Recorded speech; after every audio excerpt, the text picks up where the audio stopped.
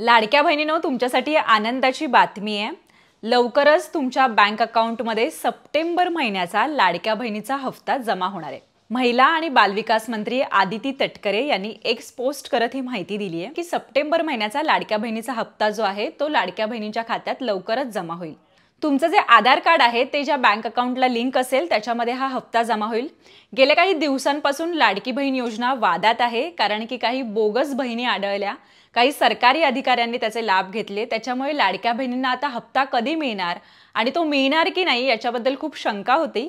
पण मंत्री आदिती तटकरे यांनी ही एक्स पोस्ट करत त्यांनी आश्वासन दिले की लाडकी बहीण योजना जी आहे ती सुरू राहणार आहे आणि त्याच्यामध्ये ज्या योग्य पात्र लाभार्थी आहेत, ज्या लाडक्या बहिणी आहेत, त्यांना हप्ता मिळत राहणार आहे।